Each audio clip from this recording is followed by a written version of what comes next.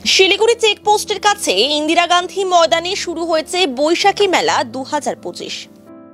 7ই মে থেকে শুরু হয়েছে এই মেলায় এবার বিভিন্ন আকর্ষণীয় রাইডের পাশাপাশি থাকছে under water aquarium, fish tunnel, যা ছোট বড় সকলে উপভোগ করতে পারবেন।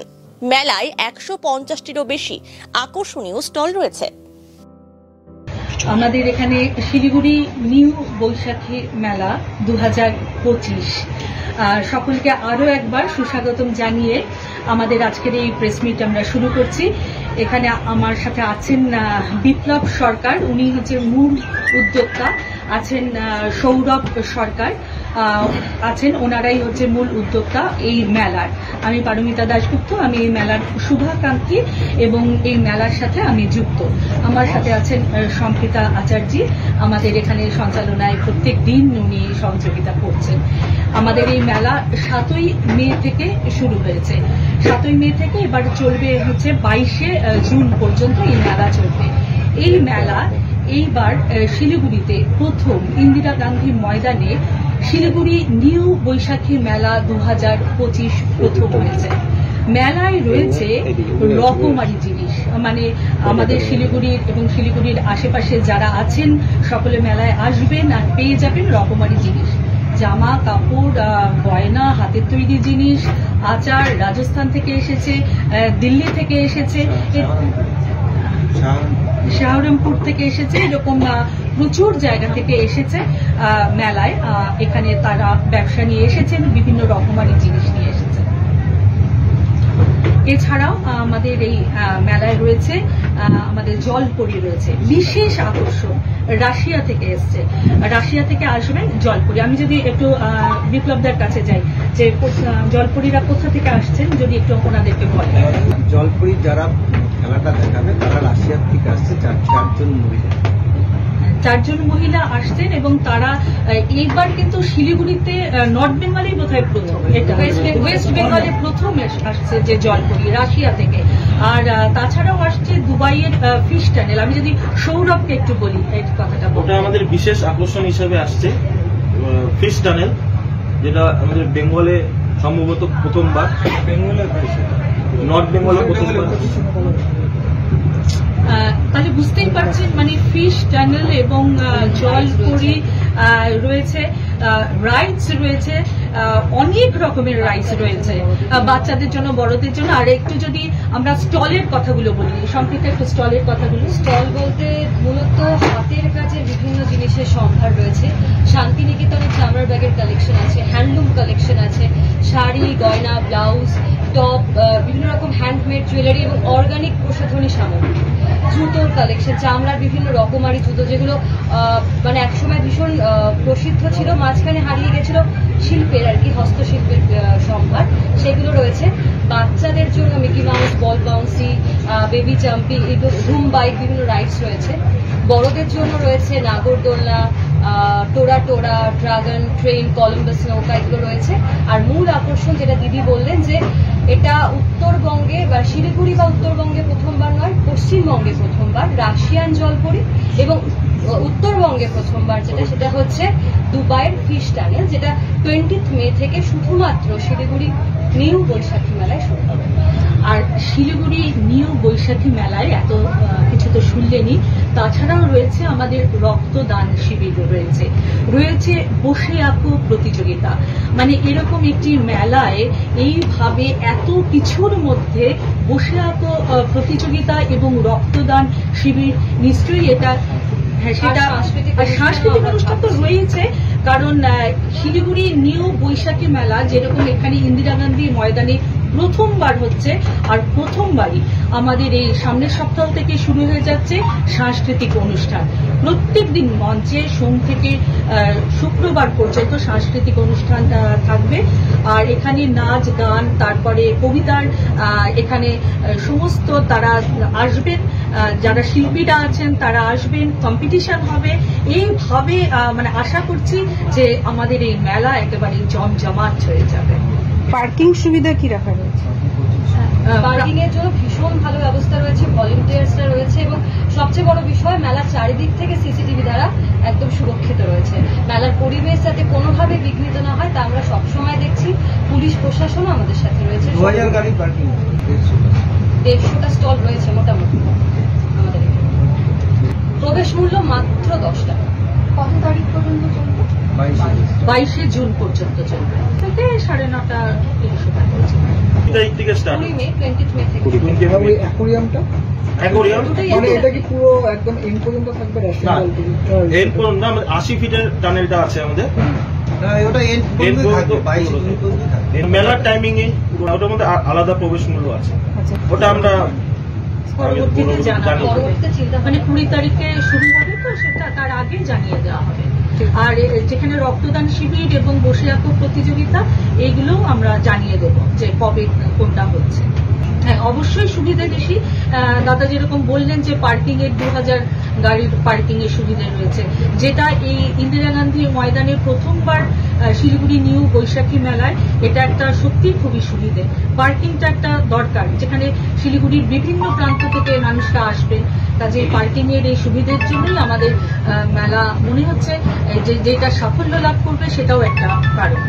হ্যাঁ, ভীষণ সাদা, কারণ ঠিক 3:30 4টে থেকে ভিড় হচ্ছে, এবং যেটা বিষয় যে 9:30 পার্টিকুলার টাইম রয়েছে মেলা বন্ধ হওয়ার, কিন্তু প্রতিদিনই আমরা যেটা লক্ষ্য করছি 9:30 অতিক্রান্ত, মানে 10টা অবধি প্রায় মেলা চলছে। লাস্টে আমাদেরই হয়তো বলতে হচ্ছে যে এবার বন্ধ করতে হবে, কারণ এতটাই ভিড় হচ্ছে, এবং রবিবার দিন তো ভীষণ ভিড় হয়েছে।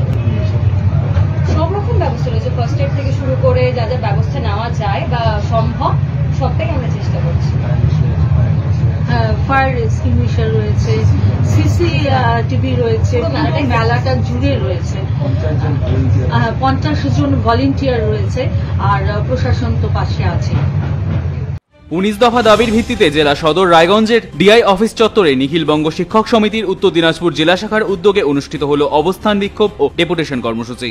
জেলার বিভিন্ন প্রান্ত থেকে শিক্ষক শিক্ষিকা ও শিক্ষাকর্মীরা এই কর্মসূচিতে অংশগ্রহণ করে। তাদের দাবিগুলির মধ্যে হল সমস্ত বিদ্যালয়ে বছরের শুরুতেই কম্পোজিট গ্রান্ট প্রদান, দ্বাদশ শ্রেণীর পাঠ্যপুস্তক যথাসময়ে সরবরাহ, নির্দিষ্ট সময়ের মধ্যে ইনকাম ট্যাক্স কাগজ জমা নেওয়ার ব্যবস্থা এবং যোগ্য শিক্ষকদের মর্যাদার সাথে নিয়োগ। তাদের এই দাবিগুলি শিক্ষাক্ষেত্রে সার্বিক উন্নয়নের জন্য অত্যন্ত জরুরি। তারা প্রশাসনের উদ্দেশ্যে বলেন, দীর্ঘদিন ধরেই এই সমস্ত সমস্যায় শিক্ষক সমাজ ভুগছেন, এখনই সময় স্থায়ী সমাধানের। কর্মসূচির শেষে একটি প্রতিনিধি দল সংশ্লিষ্ট কর্তৃপক্ষের কাছে ডেপুটেশনও প্রদান করেন। স্যার বলছি, আজকে আপনাদের অবস্থান এবং ডেপুটেশন কি কারণ? আমাদের অবস্থান আর ডেপুটেশন হচ্ছে 19 দফা দাবি নিয়ে আমরা আজকে জেলা বিদ্যালয় পরিদর্শকের কাছে যাব। আমরা এটা সকলেই জানি যে এই মুহূর্তে রাজ্যের সাথে সাথে আমাদের জেলার শিক্ষা অবস্থাটা অত্যন্ত খারাপ জায়গায় আছে। আমরা প্রথমেই দেখব যে আমাদের বিদ্যালয়ে শিক্ষক আছে কিনা। এমনিতেই শিক্ষকের অপ্রতুলতা আছে। 2016 পরে স্কুল সার্ভিস কমিশন বসেনি, প্রতি বছর শিক্ষক রিটায়ার্ড হয়, অবসর গ্রহণ করে।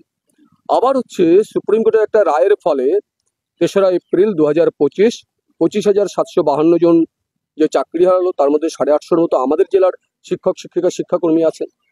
ফলে একটা শিক্ষক অপ্রতুলতার মধ্য দিয়ে যাচ্ছে। 2রা জানুয়ারি বিদ্যালয় খুলবে, ফলে বিভিন্ন ক্লাসগুলো ফাঁকা যাবে, কারণ সমস্ত বিদ্যালয়ে যদি স্টপ গ্যাপ না দিয়েও রুটিন করে তাহলে পরপর 8টা ক্লাসে পাঠানোর মতো শিক্ষক থাকবে না।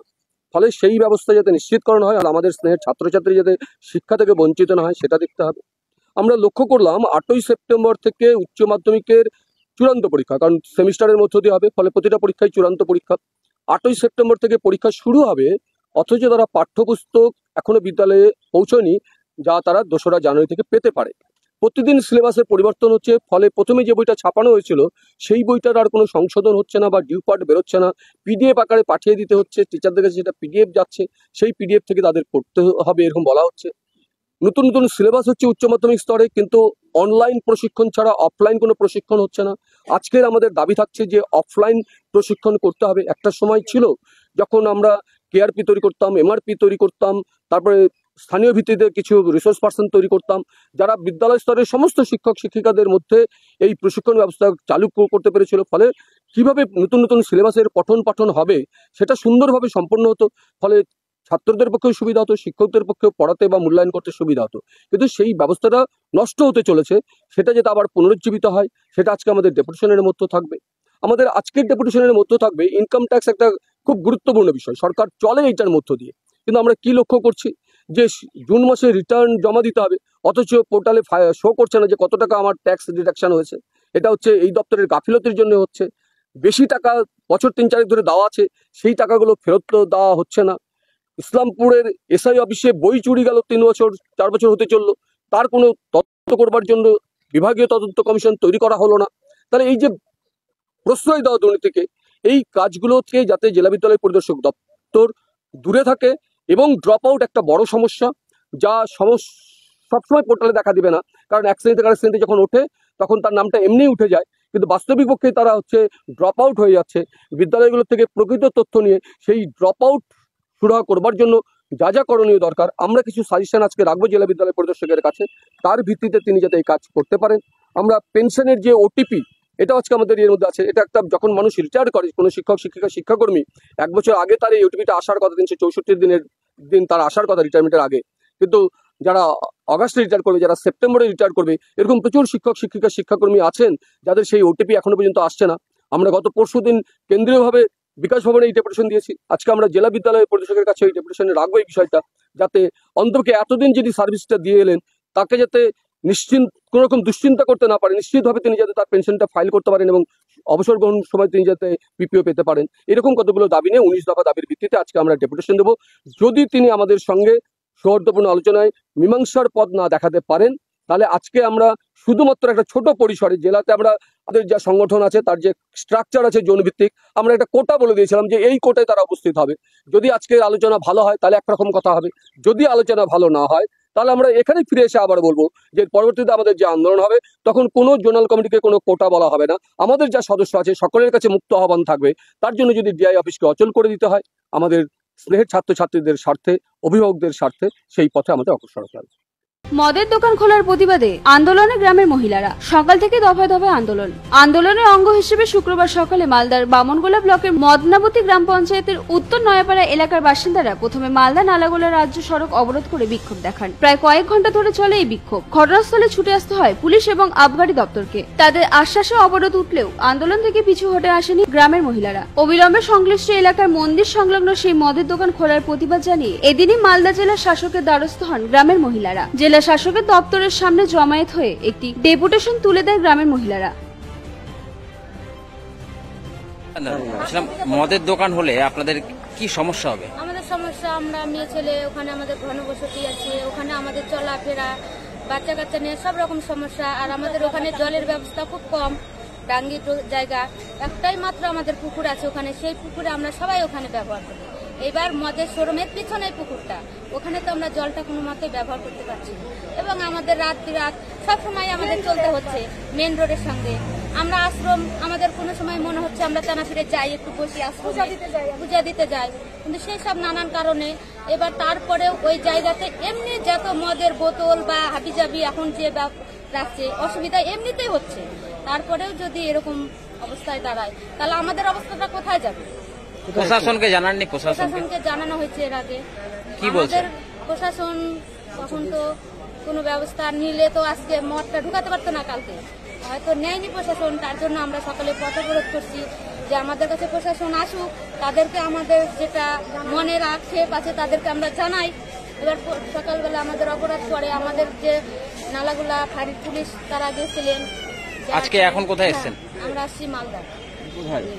ডিএমও। কি চাইছেন? তাদের কাছে আসি যে আমাদের সুরক্ষিত ব্যবস্থা তারা করবে, আর ওখানে মদের শোরুমটা যেন না করে। কি অভিযোগ আপনাদের এবং আজকে কোথায় এসেছেন? আমরা ডিএম অফিসে আসছি। আমরা এর আগেও আমরা দরখাস্ত একটা দিয়ে গেছি, আজকেও দেওয়ার জন্য এখানে আসছি। কারণ হচ্ছে আমাদের যে উত্তর নয়াপাড়া গ্রাম, সেখানে আমাদের মন্দিরের সংলগ্ন আমরা শুনতে পাচ্ছি যে একটা মদের দোকান চালু হবে। কালকে ওরা শুনলাম যে মদের বোতলও মানে ঘরে ঢুকছে, তার জন্য ওইটাকে বন্ধ করার জন্যই এই দাবি করার জন্য এই অফিসে আসা আমাদের। কোথায় এসেছেন? সেটা আমাদের উত্তর নয়াপাড়া গ্রামের তেনাটি মন্দিরের পাশে তেঁতুলমোড়া মোড়। কোথায় এসেছেন? আজকে ডিএম অফিসে আসছি। এর আগে জানিয়েছিলেন তো প্রশাসন ব্যবস্থা নেয়নি? এর আগে আমরা আবগারি অফিসেও আমরা দিয়ে গেছি, কাগজপত্র জমা দিয়ে গেছি। আমাদের যেটা কমপ্লেনের কপিটা। আজকে আবারও জানালেন যদি ব্যবস্থা না নেয় তাহলে কি করবেন আগামীতে? আজকে জানানো আসছি, এবার যদি কিছু না করে এর থেকেও বৃহত্তর আন্দোলনে আমরা যেতে বাধ্য হব, কিন্তু আমরা সেটা যেতে চাই না।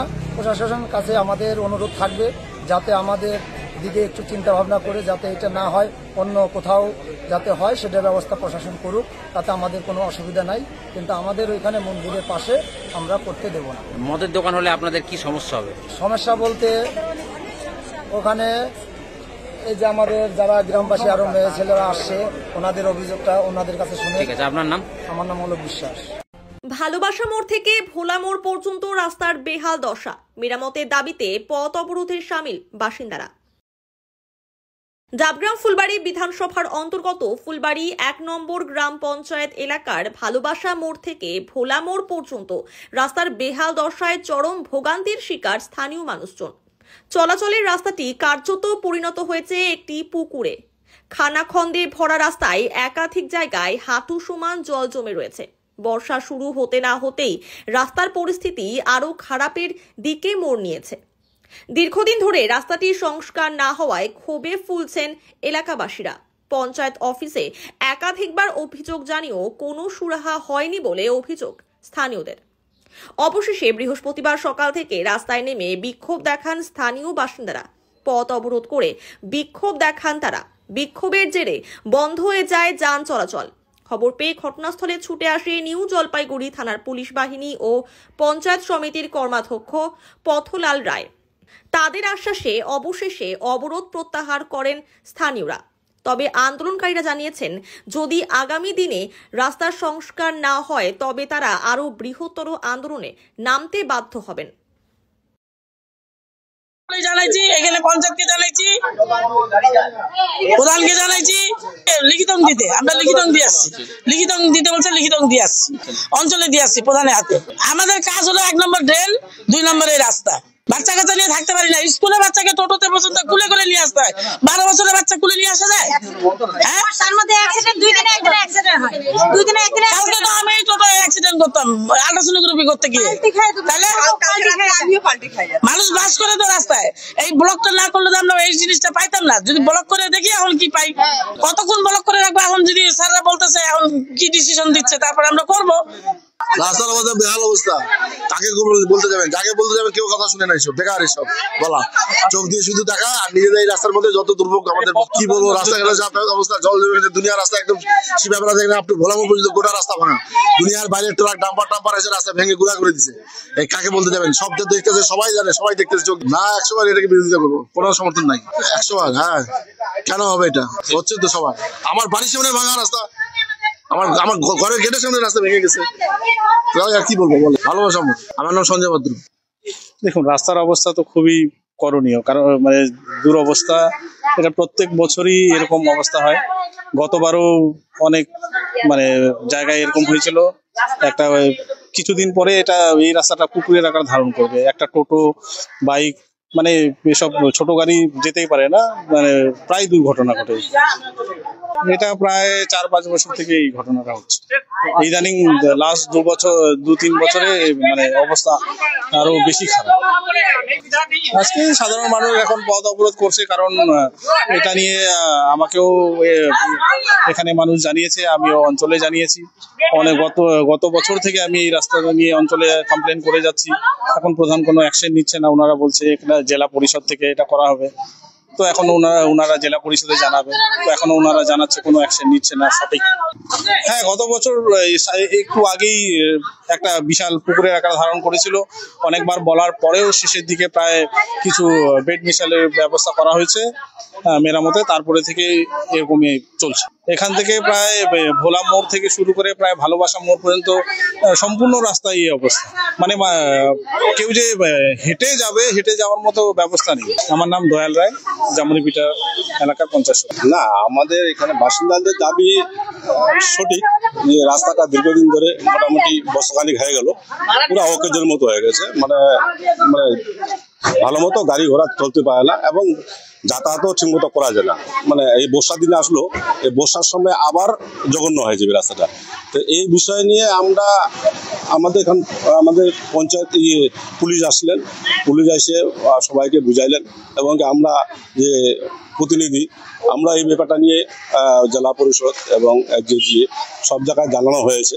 তো কাজটা আসতে সময় লাগবে আমরা জানিয়েছি ও তারা বলছে কাজটা ওটা হয়ে যাবে, কিন্তু একটু দেরি হবে, কেননা এটা প্রসিডিউর হিসাবে আসবে। তো প্রসেসিং না হলে তো এটা টেন্ডার হবে, বাজেট হবে, পাস হবে, তারপরে হবে। তো এটা মোটামুটি কাজটা হয়ে যাবে, আশা করা যায় পূজার আগে কাজটা হওয়ার সম্ভাবনা রয়েছে। এখন এই বিষয় নিয়ে আবার পাবলিক যারা দাবি করছে তাদেরকে সঙ্গে নিয়ে আমরা সব জায়গায় যাব। হ্যাঁ, তাদের বক্তব্যগুলো আমরা তুলে ধরবো, জায়গা মতো তুলে ধরবো। হ্যাঁ, ওরা পাবলিক নিজে মুখে শুনতে পারবে যে কাকে কাকে আমরা দাবি করছি, জানিয়েছি, আর কাজটা কত দূর হয়ে আছে। এই বিষয় নিয়ে আজকে এটা বোঝানো হলো, পথগুলো এখন ছাড়া হয়েছে। দেশের বীর সৈনিকদের প্রতি শ্রদ্ধা জানিয়ে তৃণমূল কংগ্রেসের পক্ষ থেকে রাজ্য জুড়ে আগামী 17 এবং 18 তারিখ জাতীয়তাবাদী মিছিলের আহ্বান করা হয়েছে। সেই মতনই ইসলামপুর ব্লক তৃণমূল কংগ্রেসের পক্ষ থেকে আজ ব্লক সভাপতি জাকির হোসেন এক সাংবাদিক সম্মেলনে বলেন, 18 তারিখ ইসলামপুর ট্রাক টার্মিনাল থেকে জাতীয়তাবাদী মিছিল অনুষ্ঠিত হবে। তিনি বলেন, বীর সেনাদের প্রতি শ্রদ্ধা জানাতে এই মিছিল হবে, সেখানে কোনো রাজনৈতিক কথা থাকবে না। রাজ্য নেতৃত্বের ঘোষিত কর্মসূচি অনুযায়ী আমাদের দলনেত্রী সর্বভারতীয় তৃণমূল সুপ্রিমো মমতা বন্দ্যোপাধ্যায় বঙ্গজননী বাংলার মুখ্যমন্ত্রী ঘোষণা করেছেন 17 এবং 18 তারিখ জাতীয়তাবাদী মিছিল করার জন্য, জাতির উদ্দেশ্যে, দেশের উদ্দেশ্যে, দেশের সেনাদের উদ্দেশ্যে, দেশের সেনাদের সম্মানের জন্য, তাদের বীরত্বের জন্য, তারা যেভাবে দেশের স্বার্থে লড়াই করলেন তাদেরকে সম্মান জানিয়ে আগামী 17-18 জাতীয়তাবাদী মিছিল করতে বলেছেন সারা রাজ্যে। সেই মতো আমরা ইসলামপুর ব্লকে আগামী 18 তারিখ বেলা 3টা থেকে আমরা জাতীয়তাবাদী মিছিল ইসলামপুর ট্রাক স্ট্যান্ড থেকে শুরু করে টার্মিনাসে গিয়ে শেষ করব। সেই উদ্দেশ্যে আজকে আমরা ইসলামপুর ব্লক তৃণমূলের পক্ষ থেকে একটা মিটিং ডেকেছিলাম। বললাম আজকে সবাই দেখা গেল তাৎপর্যপূর্ণভাবে সমস্ত শাখা সংগঠনগুলোকেই ডেকেছেন, এমনকি শিক্ষক সংগঠনগুলো ডেকেছেন, বিষয় ছিল সবাইকে ডেকেছি আজকে এই মিটিং এর মধ্য দিয়ে, এবং আপনাদের মাধ্যমেও সবাইকে আহ্বান করব আগামী 18 তারিখ ইসলামপুর ব্লক তৃণমূলের পক্ষ থেকে জাতীয়তাবাদী মিছিল দেশের বীর সৈনিকদের সম্মান জানানোর জন্য, যারা দেশকে বাঁচাতে গিয়ে শহীদ হয়েছেন তাদের শ্রদ্ধা জানানোর জন্য 18 তারিখ ট্রাক স্ট্যান্ড থেকে মিছিল শুরু হবে, টার্মিনাসে গিয়ে শেষ হবে। বেলা 2:30টার মধ্যে সবাইকে ট্রাক স্ট্যান্ডে জমায়েত হওয়ার জন্য আপনাদের মাধ্যমে আহ্বান করব, এবং দেশের বীর সৈনিকদের শ্রদ্ধা জানানোর জন্য শুধু মিছিল। সেদিনকার মিছিলে কোনো রাজনৈতিক স্লোগান হবে না, আমাদের দলীয় কোনো বক্তব্য থাকবে না। বক্তব্য থাকবে শুধু আমাদের বীর সৈনিকদের উদ্দেশ্যে বক্তব্য থাকবে, যারা আমাদের দেশকে রক্ষা করার জন্য নিজের জীবনকে উৎসর্গ করে দিয়ে, যারা অনেকে নিজের প্রাণ দিয়ে আমাদের দেশের সংবিধানকে রক্ষা করে চলেছেন এবং আগামী দিনেও করবেন এই বিশ্বাস আমাদের আছে। সেই বীর সৈনিকদের সম্মান জানাবো, তাদের সম্মান জানানোর জন্যই আগামী 18 তারিখ আমাদের জাতীয়তাবাদী মিছিল ট্রাক স্ট্যান্ড থেকে টার্মিনাস অবধি যাবে, এবং ওখানে গিয়ে আমাদের বক্তব্যের মাধ্যমে সেদিনকার কর্মসূচি শেষ হবে। ভারতীয় ডেঙ্গু দিবস উপলক্ষে রাজ্য নগর উন্নয়ন সংস্থা অর্থাৎ সুডার পক্ষ থেকে নির্দেশ আসে যে ডেঙ্গু কর্মী ও নির্মল সাথী কর্মী রয়েছে তাদের কাজের নিরিখে পুরস্কৃত করা হবে। সেই মোতাবেক বৃহস্পতিবার কালিয়াগঞ্জ পুরসভার উদ্যোগে পুরো উৎসব ভবনে একটি ছোট্ট অনুষ্ঠানের আয়োজন করা হয়। এদিনের অনুষ্ঠানে উপস্থিত ছিলেন পুরপ্রধান রামনিবাস সাহা, উপপুরপ্রধান ঈশ্বর রজক, কার্যনির্বাহী আধিকারিক মদন মন্ডল সহ পুরো কাউন্সিলরেরা। এদিন কালিয়াগঞ্জ পুরসভার 17টি ওয়ার্ডের ডেঙ্গু কাজের জস্তে যুক্ত 3 জনকে প্রথম, দ্বিতীয় ও তৃতীয় হিসেবে পুরস্কৃত করা হয়। পাশাপাশি নির্মাণ সাথীর সাথে যুক্ত যারা রয়েছে তাদের জন্য 3 জনকে প্রথম, দ্বিতীয় ও তৃতীয় হিসেবে পুরস্কৃত করা হয়, এবং আরো যারা কর্মী রয়েছে তাদের সহায়তা বৃদ্ধির লক্ষ্যে সকলকেই হাতে পুরস্কার তুলে দেওয়া হয়। আজকে 16ই মে জাতীয় ডেঙ্গু দিবস। জাতীয় ডেঙ্গু দিবস উপলক্ষে আমাদের সুডার থেকে একটা গাইডলাইন দিয়েছিল যে ডেঙ্গুর যারা কর্মী আছে, যারা SWM এর কর্মী আছে, তাদেরকে কাজের নিরীক্ষে প্রথম, দ্বিতীয় এবং তৃতীয় পুরস্কৃত করা হোক এবং এদের যে কাজের যে একটা এনার্জি বাড়ানো হোক। প্রত্যেক পৌরসভাকে এই সুডার থেকে গাইডলাইন দেওয়া আছে। সেই গাইডলাইন হিসাবে আজকে আমরা একটা ভালো দিন বেছে নিয়েছি। সেই দিনেই দেখবেন যে কালিয়াগঞ্জ পৌরসভাতে আমি এমনিতেও সকাল সকাল ডেলি আসি, আজকেও এসেছিলাম, কালকেও এসেছিলাম। পৌরসভার আশেপাশে যত টায়ার টুয়ার নোংরা যা পড়ে আছে, ডেঙ্গুর মশা, আপনি দেখবেন টায়ারের ভিতরে যে জলটা থাকে, পরিষ্কার জলে, সে জায়গাটা পরিষ্কার জলে কিন্তু ডেঙ্গুর লার্ভাটা জন্ম নেয়। আমরা ড্রেনেও একটা স্প্রে দিই, একটা কাপ্তি মাছ থাকে, সে মাছ আমরা ছাড়ি যাতে ডেঙ্গুর মশা যাতে না উৎপন্ন হয়।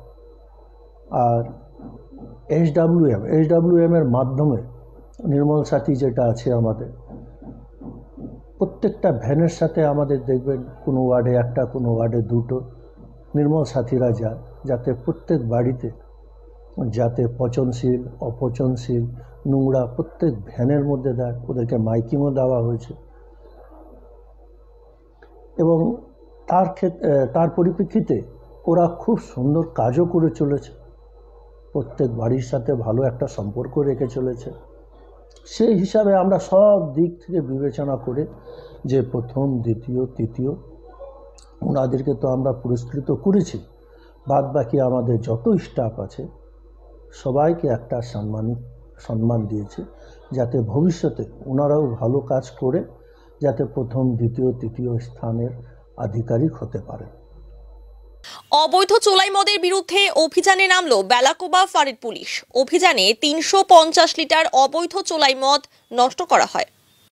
শুক্রবার রাজগঞ্জ ব্লকের শিকারপুর গ্রাম পঞ্চায়েতের চিলকাপাড়া এলাকায় বেলাকোবা ফাঁড়ির ওসি অরিজিৎ কুন্ডুর নেতৃত্বে এই অভিযান চালানো হয়। এলাকার একটি বাড়ি থেকে প্রায় 350 লিটার অবৈধ চোলাই মদ নষ্ট করার পাশাপাশি মদ তৈরির নানান সরঞ্জাম বাজেয়াপ্ত করেছে পুলিশ। এই ঘটনায় মাধব রায় নামে এক ব্যক্তিকে গ্রেফতার করেছে পুলিশ। ধৃতকে আজ জলপাইগুড়ি জেলা আদালতে পাঠানো হয়।